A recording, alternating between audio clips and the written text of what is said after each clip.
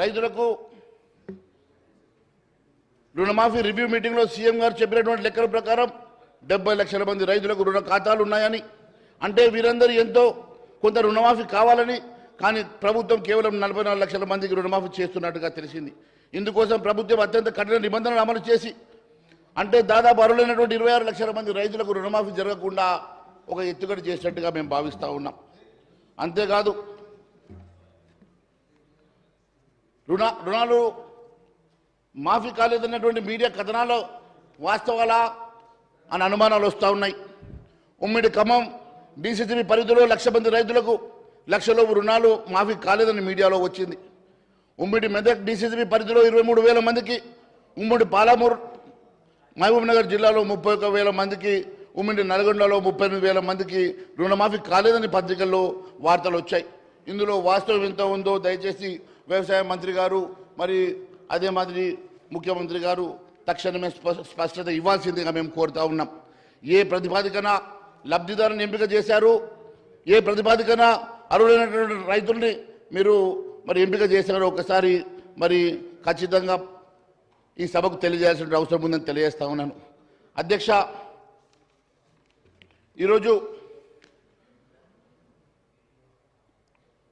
రాహుల్ గాంధీ గారు వరంగల్ సభలో కానీ లేక ఖమ్మం సభలో కానీ ఇచ్చినటువంటి అంశంలో ఖచ్చితంగా రుణమాఫీ చేస్తామని చెప్పేసి వారు ఒప్పుకున్నారు. మరి రైతులందరూ ఎంతో ఆశగా ఎదురు చూస్తూ ఉన్నారు. మీరు ఇచ్చినటువంటి నిబంధనలు తీసి మరి మీరు చేసినట్టుగా ఒప్పుకున్నట్టుగా మరి మేనిఫెస్టోలో పెట్టినట్టుగా దయచేసి రుణమాఫీ చేయాల్సిందిగా మేము కోరుతా ఉన్నాం. మరి రైతులు కాంగ్రెస్ పార్టీకి భరోసా ఇచ్చారు. ఈరోజు కాంగ్రెస్ పార్టీ రైతాంగానికి భరోసా ఇవ్వాల్సిందిగా నేను కోరుతా ఉన్నాను. మరి అదే మాదిరిగా గత బీఆర్ఎస్ ప్రభుత్వం ఎకరానికి 10,000 చొప్పున ఇచ్చేటువంటి రైతు బంధు స్కీముని మీరు పేరు మార్చి 15,000 రూపాయలు ఇస్తామని చెప్పేసి మేనిఫెస్టోలో హామీ ఇచ్చారు. ఎన్నికల ముందు రబీ సీజన్కి రైతు బంధు స్కీములో ఎలక్షన్ కమిషన్ అప్పుడు అనుమతి ఇచ్చి మరి తర్వాత కేసీఆర్ సర్కారు ఇచ్చేది తీసుకోండి, దాని తర్వాత కాంగ్రెస్ ప్రభుత్వం అధికారంలోకి వచ్చిన తర్వాత ఇచ్చేది ఇస్తుందని చెప్పేసి ఆ రోజు ముఖ్యమంత్రి గారు చెప్పారు. మరి అదే మాదిరి అప్పుడు ఇవ్వాల్సినటువంటి రైతు బంధు మొన్నటి వరకు మరి ఇచ్చారు.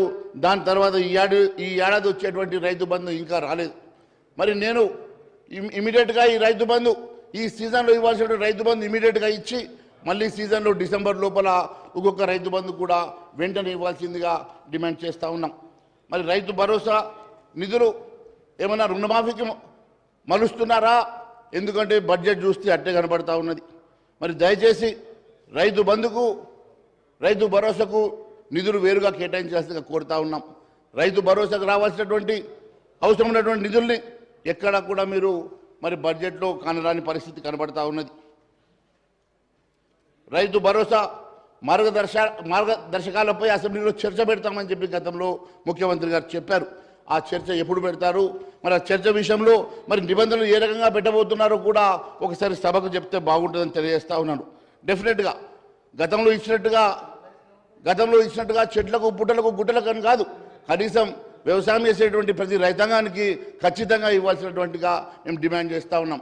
మరి సన్నకారు చిన్నకారు రైతులు ఖచ్చితంగా రైతు భరోసా ఎప్పుడు వస్తుందని చెప్పేసి ఎదురు చూస్తూ ఉన్నారు, పెట్టుబడి సాయం కోసం ఎదురు చూస్తూ ఉన్నారు. అధ్యక్ష, ఖచ్చితంగా సమయానికి వారికి ఇవ్వాల్సినటువంటి రైతు భరోసా ఖచ్చితంగా ఇవ్వాల్సిందిగా నేను మీ ద్వారా నేను కోరుతా ఉన్నాను. అంతేకాదు అధ్యక్ష, ఈరోజు కౌలు రైతుల పరిస్థితి కూడా దీనంగా ఉన్నది. అధ్యక్ష, కౌలు రైతుల పరిస్థితి కూడా ఈరోజు దీనంగా ఉంది. అధ్యక్ష, మరి గత బీఆర్ఎస్ ప్రభుత్వం కౌలు రైతులకు రైతు బంధు పథకాన్ని వర్తింప చేయలేదు. మరి కౌలు రైతులు అసలైనటువంటి సాగు చేసేటువంటి రైతులు వారికి రైతు బంధు ఇవ్వకపోతే పథకం అసలు లక్ష్యం దెబ్బతినేటువంటి పరిస్థితి ఉందని చెప్పేసి ఎంతోమంది దిబ్బులు చెప్తా ఉన్నారు. అధ్యక్ష, మరి ఈరోజు కౌలు రైతులు గోస పట్టించుకునే నాదుడు లేడు. అధ్యక్ష, తెలంగాణలో దాదాపు 15 లక్షల మంది కౌలు రైతులు సాదా బినామీ కింద భూములు కొన్నటువంటి 11 లక్షల మంది రైతులకు, అటవీ భూమి సాగు చేస్తున్నటువంటి పోడు రైతులకు పెట్టుబడి సాయం గత ప్రభుత్వం హయాంలో అందలేదు.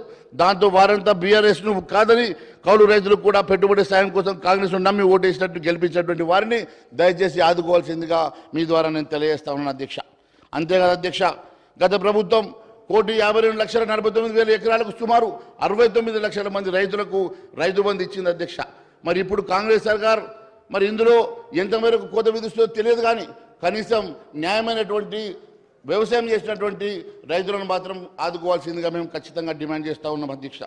అన్నిటికన్నా ముఖ్యమైనటువంటి అంశం అధ్యక్ష, రైతు భరోసా గ్యారెంటీలో ఉన్నటువంటి 3 హామీలకు నిధుల సంగతి అధ్యక్ష. ఇక కౌలు రైతులకు పెట్టుబడి సాయంగా ఏటా 15,000 ఇవ్వాల్సినటువంటి రైతు భరోసా పథకానికి 20,000 కోట్లు కావాలి అధ్యక్ష. వ్యవసాయ కూలీలకు ఏటా 12,000 ఇస్తామన్న కాంగ్రెస్ 6 గ్యారెంటీల భాగంగా హామీ ఇచ్చింది. తెలంగాణలో ప్రస్తుతం 1,05,00,000 మంది ఉపాధి హామీ కూలీలు ఉన్నారు అధ్యక్ష. వీరంతా రైతు కూలీలు అధ్యక్ష. వీరికి 12,000 చొప్పున ఇచ్చేందుకు 12,600 కోట్లు అవసరమవుతాయి అధ్యక్ష. మరి ఇక వరి పంట క్వింటాల్కి 500 బోనస్ ఇస్తామని కాంగ్రెస్ గతంలో చెప్పినటువంటి గ్యారెంటీలో భాగం అధ్యక్ష. మన రాష్ట్రంలో ఏటా ఖరీఫ్ సీజన్లో రబీ సీజన్లో మొత్తం 1,00,00,000 ఎకరాలకు వరి సాగు అవుతుంది అధ్యక్ష. గణాంకాల ప్రకారం మరి సగటున ఎకరానికి 23 క్వింటాల పైగా దిగుబడి వస్తుంది. ఈ లెక్కన 23 కోట్ల క్వింటాల వరి ధాన్యం క్వింటాల్కి 500 చొప్పున 12,000 కోట్ల రూపాయలు అవుతుంది అధ్యక్ష. ఈ రకంగా అవసరమైనటువంటి నిధులు ఎక్కడ కూడా మరి కారణం రావడం లేదు అధ్యక్ష. మరి ఈరోజు గొప్పలకు పోయినటువంటి ఈ ప్రభుత్వం ఎన్నికల మేనిఫెస్టో ఎన్నికల హామీలు బారెడు అధ్యక్ష. బడ్జెట్లో నిధులు మాత్రము మరి బెత్తడిలాగా ఉన్నాయి అధ్యక్ష.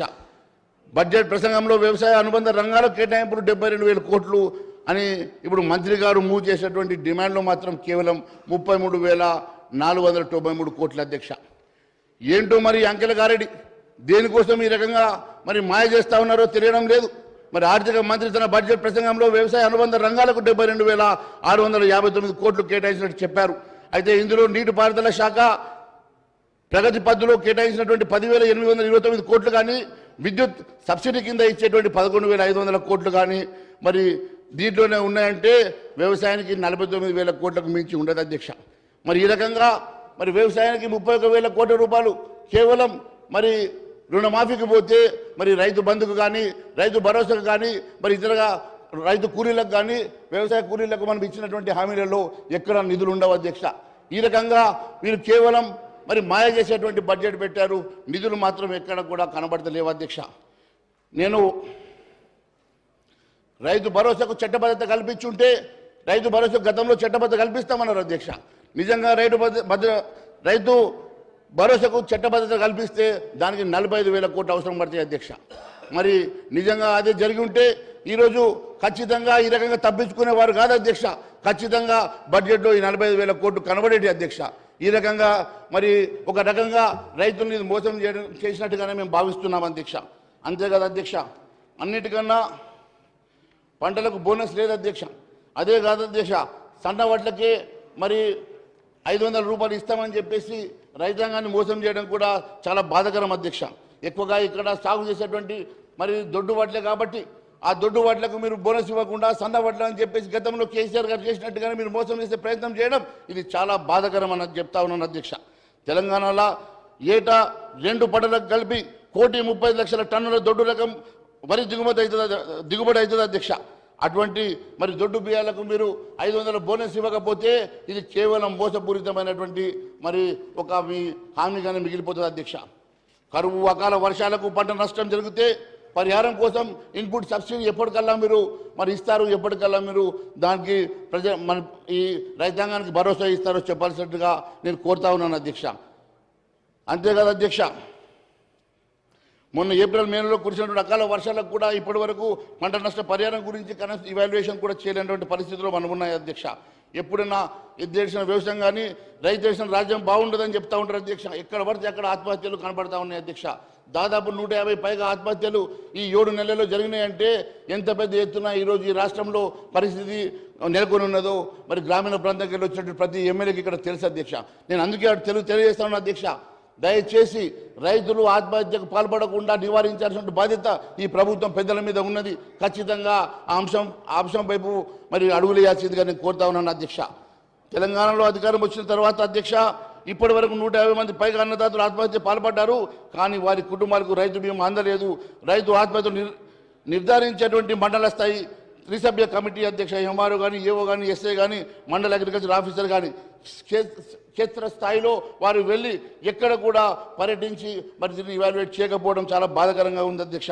అంతేకాదు అధ్యక్ష, తెలంగాణ ఏర్పడిన 2014లో బీఆర్ఎస్ సర్కార్ దిగిపోయేంత వరకు 7 నెలలకు పైగా అన్నదాతలు ఆత్మహత్యలు చేసుకుంటే వారిలో 1400 మంది మాత్రమే 5 లక్షల చొప్పున పరిహారం అందింది అధ్యక్ష.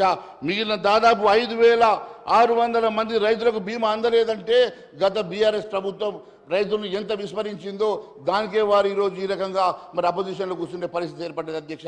దయచేసి ఆ బట్టలు మీరు నడవద్దని చెప్పేసి నేను మీ అందరినీ కూడా కోరుతా ఉన్నాను అధ్యక్ష.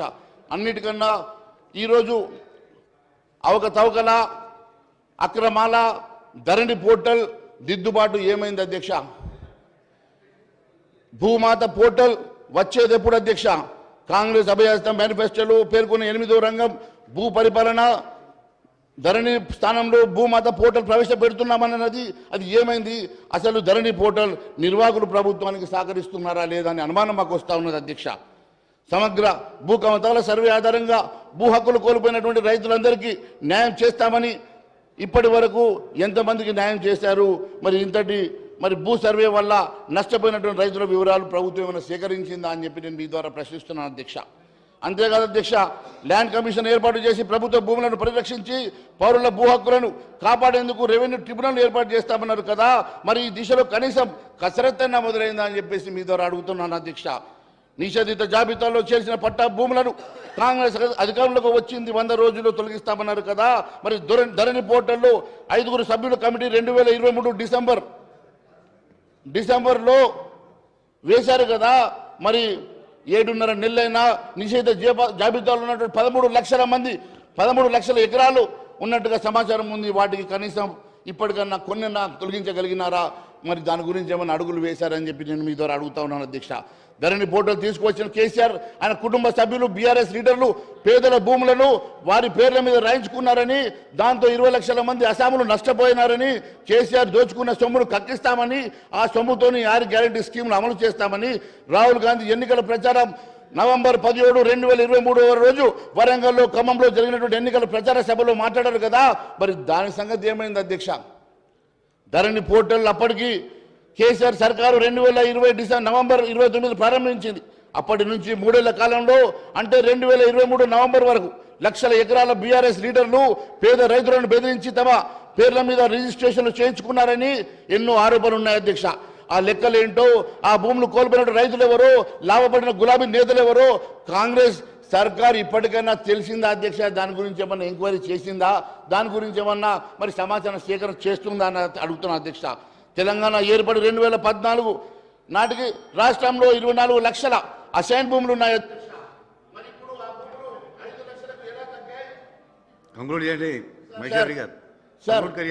సార్ కంక్లూడ్ కన్నా సార్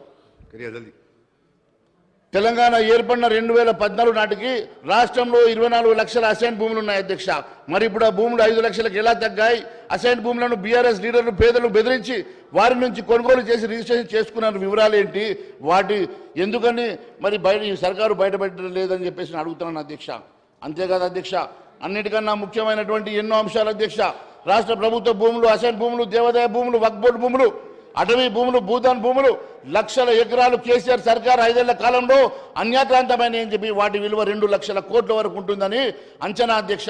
మరి కేసీఆర్ సర్కారు 10 ఏళ్ల కాలంలో అన్యాక్రాంతమైనటువంటి భూములు లక్షల కోట్ల రూపాయల విలువైనటువంటి భూములు అన్యాక్రాంతమైతే వాటి మీద ఎంక్వైరీ చేశారా? మరి దానికి సిబిఐకి మీరు ఏమైనా సిద్ధంగా ఉన్నారా?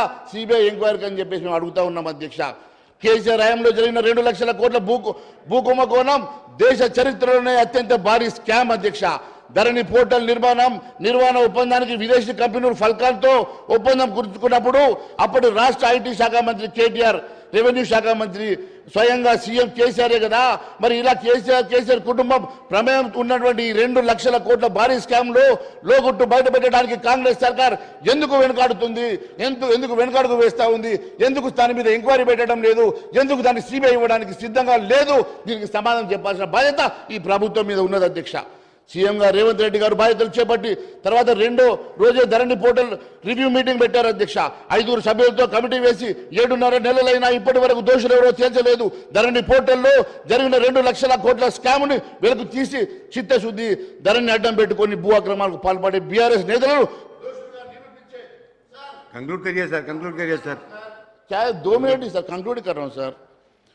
మరి లక్షల కోట్ల రూపాయల స్కామ్ను వెలికి తీసి చిత్తశుద్ధి ధరని అడ్డం పెట్టుకొని భూ అక్రమాలను పాల్పడినటువంటి బీఆర్ఎస్ నేతలు దోషులుగా నిరూపించే చిత్తశుద్ధి మరి ఈ ప్రభుత్వానికి ఉన్నదా? ఈ స్కామ్లకు విచారణకు సిబిఐకి మీరు సిద్ధమా అని చెప్పి అడుగుతున్నాను అధ్యక్ష। ఈ పోర్టల్ని विदेशी कंपनी को साहब ये फॉरेन कंपनी को दिए साहब, पूरा आज हमारे इस देश की लाखों करोड़ रुपए की इस लैंड की सारी इंफॉर्मेशन आज फॉरेन कंपनी के साथ है साहब। सो ये पोर्टल विदेशी कंपनीకి అప్పగించే అంశంపై ఇప్పటి వరకు అప్పటి ఐటీ మంత్రి కానీ లేక రెవెన్యూ శాఖ నిర్వహించిన కేసీఆర్ కానీ ఇప్పటి వరకు ప్రభుత్వం విచారించలేదు అధ్యక్ష। అంటే దీని వెనుక ఏదో మతలబు ఉందా? మరి ఎందుకోసం విచారణకు మీరు ఈ ప్రభుత్వం సిద్ధంగా లేదో తెలియాల్సిన అవసరం ఉంది అధ్యక్ష। తెలంగాణ ఏర్పడి 2014 నాటికి భూముల రికార్డు పోలిస్తే ధరణి పోర్టల్లో దేవాదాయ వక్ఫ్ బోర్డులకు 40% తక్కువగా, ఫారెస్ట్ ల్యాండ్లో 6 లక్షల ఎకరాలు తక్కువగా ఉన్నట్లు తేలింది అధ్యక్ష। ఇంత ప్రభుత్వ భూములు ఇన్ని లక్షల ఎకరాలు అన్యాక్రాంతమైతే దాని మీద స్పష్టత లేకపోతే లక్షల ఎకరాల భూములు బీఆర్ఎస్ భూ బకాసురులే మింగేశారని తెలిస్తే మరి దాని మీద ఎందుకు ఈ సర్కార్ ఎంక్వైరీ పెట్టడం లేదు? ఎందుకు దాని మీద సిబిఐ ఎంక్వైరీ ఇవ్వడం లేదు? ఎందుకు విచారణ జరిపించడం లేదు? తెలియజేయాల్సిన అవసరం ఈ ప్రభుత్వం పైన ఉంది అధ్యక్ష। ధరణి పోర్టల్ నిర్వహిస్తున్నటువంటి ఫాల్కన్ సంస్థ విదేశీ సంస్థ అధ్యక్ష। మరి ప్రతినిధులతో రాష్ట్ర ప్రభుత్వం భూ అక్రమాలకు సంబంధించినటువంటి సమాచారం తీసుకుందా? నిషేధ జాబితాల్లో 2020 నవంబర్లో ఉన్నటువంటి భూములెన్ని, 2023లో నవంబర్ నాటికి ఉన్నటువంటి భూములెన్నో, ఎన్ని లక్షల ఎకరాల భూములు అన్యాక్రాంతమైనాయో తెలియజేయాల్సినటువంటి అవసరం ఈ ప్రభుత్వానికి ఉన్నది అధ్యక్ష। ధరణి పోర్టల్ నిర్వహణలో ఫాల్కన్ సంస్థ నుంచి ప్రభుత్వం, కేంద్ర ప్రభుత్వం సంస్థ ఎన్ఐసి నేషనల్ ఇన్ఫర్మేటిక్స్ సెంటర్ కు ఇచ్చే ఆలోచన ఏమన్నా ఉందా? మరి గౌరవ ముఖ్యమంత్రి గారిని అడుగుతా ఉన్నాను అధ్యక్ష। మన రాష్ట్ర రైతుల భూముల్ని వివరాలను విదేశీ కంపెనీలకు అప్పగించడానికి అసలు బాధ్యులు ఎవరు? ఈ ప్రభుత్వం తేల్చాల్సిన అవసరం కూడా ఖచ్చితంగా ఈ ప్రభుత్వం మీద ఉన్నది అధ్యక్ష। ధరణి పోర్టల్ సమస్యల పరిష్కారానికి తెలంగాణ ప్రభుత్వం తహసీల్దార్లు, ఆర్డీఓలు, జిల్లా స్థాయి ఆఫీసర్లను సీసీఎల్ఏలో వారి స్థాయి బట్టి అధికారులను బదలాయించింది। ధరణి సమస్య పరిష్కారానికి ప్రత్యేక డ్రైవ్ గత మార్చి 1 నుంచి 9 రెవెన్యూ శాఖ చేపట్టింది। మండలాల్లో అధికారులు దరఖాస్తులు స్వీకరించుకొని ధరణి పోర్టల్లో 17 రకాల మరి మాడ్యూల్స్తో సవరించినటువంటి మరి 1,45,000 దరఖాస్తులు పెండింగ్లో ఉంటే వాటిని ఎప్పటి లోపల పరిష్కరిస్తారు అధ్యక్ష? మరి ఎంతవరకు పరిష్కరించారు అధ్యక్ష? పట్టేదారు పాస్బుక్ లో డేటా కరెక్షన్ కోసం లక్షలకు పైగా అప్లికేషన్లు ఉంటే వాటిని ఎప్పటి లోపల సవరిస్తారు? రికార్డ్ అప్డేట్ పేరుతో మందులా స్వామిల్ हो गया सर।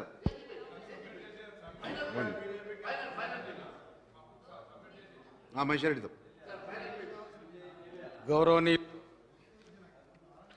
అరే మరి ఈ రోజు నేను ఒకటి అడుగుతా ఉన్నాను అధ్యక్ష। ఈ రోజు రైతులకు సంబంధించిన అంశాలు అయితేనేమి, మీరు ఇచ్చినటువంటి హామీలు అయితేనేమి, మీరు ఇప్పటి వరకు ఇచ్చినటువంటి హామీలను నెరవేర్చ కోసం మీరు బడ్జెట్లో కేటాయించిన నిధులు ఎట్టు సరిపోయినప్పటికీ కూడా మీరు ఇచ్చిన హామీలు నెరవేర్చకపోతే బహిరంగ క్షమాపణ చెప్పాల్సిన అవసరం ఉన్నది అధ్యక్ష।